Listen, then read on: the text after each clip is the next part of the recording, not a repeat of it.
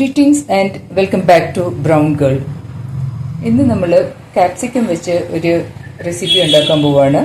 ചപ്പാത്തിക്ക് പറ്റിയ ഒരു കറിയാണിത്. ഡ്രൈ ഐറ്റമാണ്, മഹാരാഷ്ട്രീയൻ ടേസ്റ്റ് ആണ്. അതിന് ഞാനൊരു 3 കാപ്സിക്കം എടുത്തിട്ടുണ്ട്, പിന്നെ ഒരു ഉള്ളി എടുത്തിട്ടുണ്ട്, ഒരു ചെറുനാരങ്ങ, ഇതിൻ്റെ ഒരു ഹാഫ് ചെറുനാരങ്ങ വേണ്ടി വരും.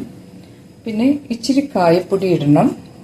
നിങ്ങൾ യൂസ് ചെയ്യുന്ന കായപ്പൊടി ഏതാണെന്ന് വെച്ചാൽ അത് ഇടുക. ഇനി ആവശ്യം കടലപ്പൊടിയാണ്. അപ്പോൾ ഞാൻ ഇതൊക്കെ ഒന്ന് അരിഞ്ഞു വെച്ചിട്ട് ബാക്കി കാണിച്ചു തരാം.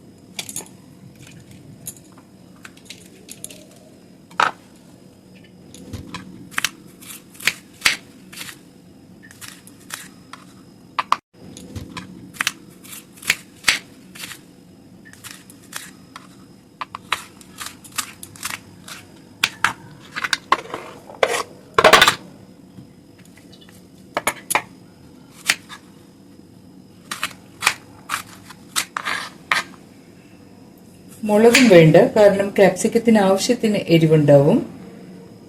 അതുകൊണ്ട് തന്നെ മുളക് ഇടണ്ട. പിന്നെ ഒത്തിരി മുളക് കഴിക്കുന്നവരാണെങ്കിൽ വേണമെങ്കിൽ ഒരു പച്ചമുളകോ കുറച്ച് മുളക് പൊടി ഇടാം. ആദ്യം കുറച്ച് എണ്ണ ഒഴിക്കുക.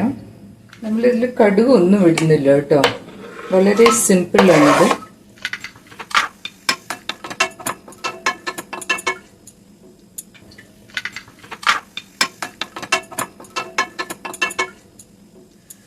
മഞ്ഞൾപ്പൊടി ഇടുന്നുണ്ട്,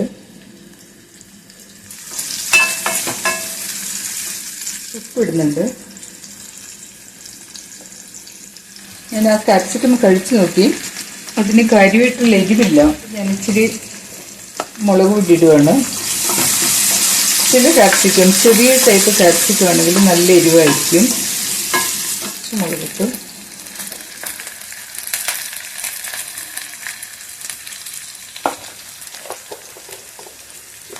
ഇവിടെ നമുക്ക് ചെറിയ ചെറിയ കാപ്സിക്കം കിട്ടും കേട്ടോ, നല്ല എരിവായിരിക്കും.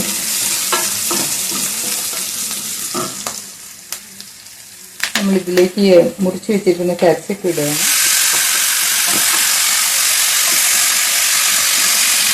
ഫുൾ വേഗണ്ട്, വാടുന്നത് വരെ ഒന്ന് മൂടി വെക്കുക.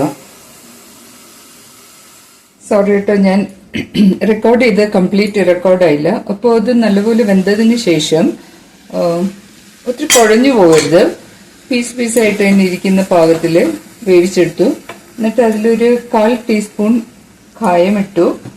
പിന്നെ ഒരു ലൈം ജ്യൂസും പിഴിഞ്ഞൊഴിച്ചിട്ട് അത് നല്ലപോലെ മിക്സ് ചെയ്തതിന് ശേഷം ഇതിനകത്തൊരു 1/2 കപ്പ് നമ്മളുടെ കടലപ്പൊടി ചുമ്മാ അതിൽ വെതറിയിട്ടിരിക്കുകയാണ്.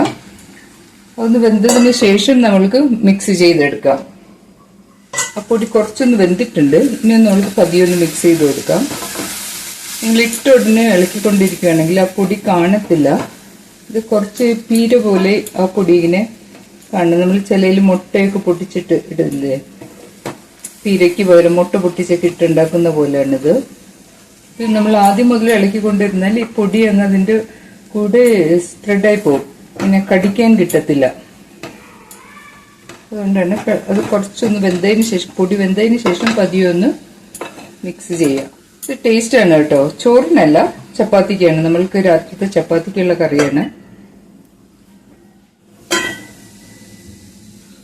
ഇപ്പം ഇതായിട്ടുണ്ട് കേട്ടോ, കാരണം പൊടി അധികം സമയം എടുക്കത്തില്ല വേവാൻ.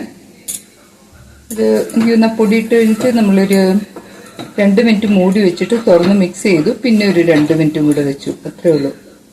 നിങ്ങൾ പൊടി ഇട്ട ഉടനെ ഇളക്കിക്കൊണ്ടിരുന്നാൽ ഇങ്ങനെ നിങ്ങൾക്ക് പീര പോലെ പൊടി കിട്ടത്തില്ല കേട്ടോ. അതുകൊണ്ട് ഇട്ട ഉടനെ ഇളക്കരുത്. നമുക്കതൊന്ന് ടേസ്റ്റ് ചെയ്ത് നോക്കണ്ടേ.